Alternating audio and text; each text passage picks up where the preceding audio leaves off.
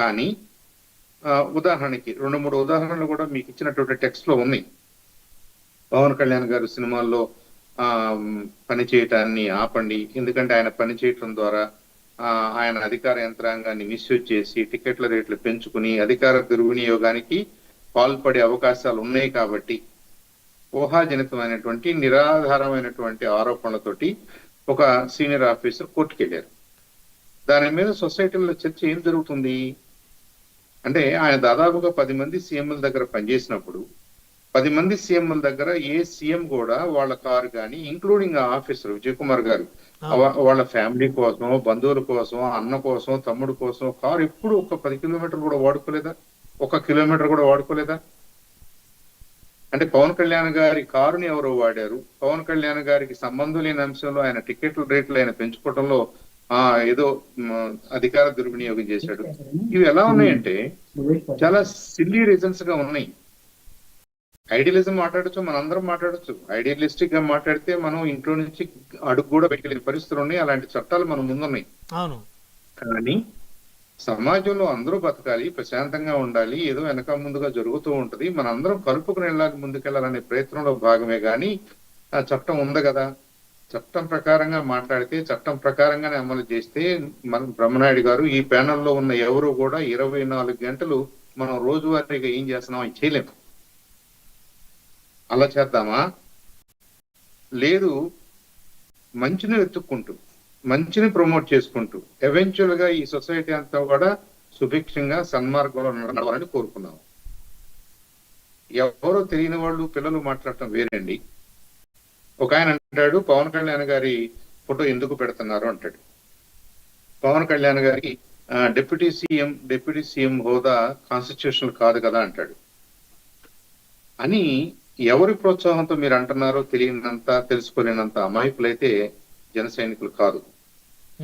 ఈ ఆఫీసర్లు లేదా ఈ ఇండివిజువల్స్ ఉన్నారనేది అదే కదా క్లెయిమ్ చేసింది. ఆ ప్రెస్ మీట్ లో క్లెయిమ్ చేసింది అదే. కావాలంటే దానికి ఆధారాలు చూపిస్తారు.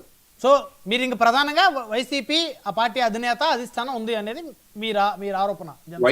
వైసీపీ అండ చూసుకుని వైసీపీ ప్రాప్యం కోసం వైసీపీ వాళ్ళ గుడ్ లుక్స్ లో పడాలని కొంతమేరకు వీళ్ళు చేస్తా ఉండొచ్చు.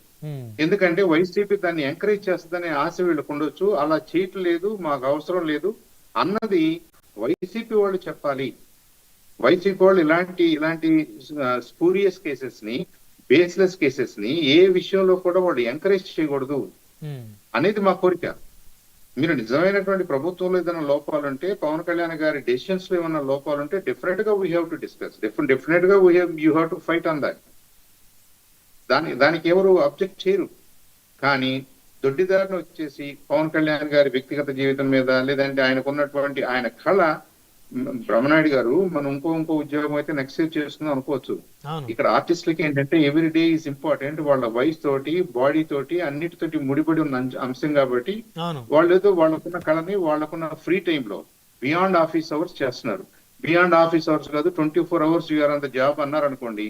అదే విజయ్ కుమార్ గారు లాంటి వాళ్ళు మనం ఏం అడగాల్సి వస్తుంది అంటే, మరి మీరు నిద్రపోయినప్పుడు, మీరు అన్నం తిన్నప్పుడు, మీరు ఫ్యామిలీతో ఉన్నప్పుడు అది ఆఫీస్ టైమే కదా.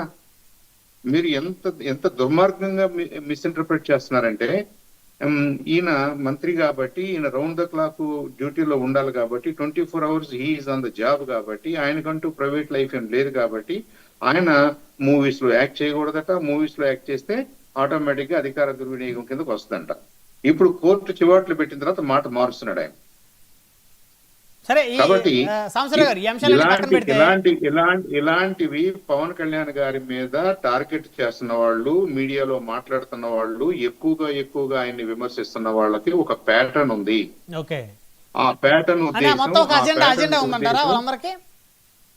ఆ ప్యాటర్న్ కి ఉద్దేశం ఆపాదిస్తూ జనసేన వాళ్ళలో రెస్పాండ్ అయ్యాం.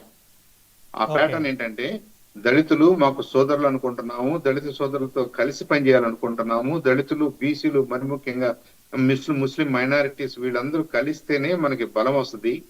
ఈ రాష్ట్రం బాగుండాలనుకుంటే, ధనవంతులు బాగుండాలనుకున్నా, పేదలు బాగుండాలనుకున్నా, తామాషా ప్రకారంగా రాజకీయాలు జరిగే మంచి రోజు వస్తే, మనందరం కలిసికట్టుగా పనిచేసే రోజు వస్తే మంచిది అనేది మా ఉద్దేశం.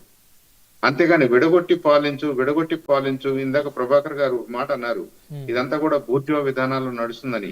ఎస్, దానికి వ్యతిరేకంగా పనిచేయడానికి ముందుకు వస్తున్నటువంటి దళిత నాయకుల్ని కానివ్వండి, దళిత పిల్లల్ని కానివ్వండి, కాపులను కానివ్వండి, కాపు పిల్లల్ని కానివ్వండి, మనం ఎందుకు ఎవరు ఎలా మిస్యూజ్ చేస్తున్నారు, ఎందుకు ఇలాంటి ఆరోపణలు మనం ఎదుర్కొంటున్నాము అన్నది నేను ప్రభాకర్ గారిని కూడా రిక్వెస్ట్ చేస్తున్నాను.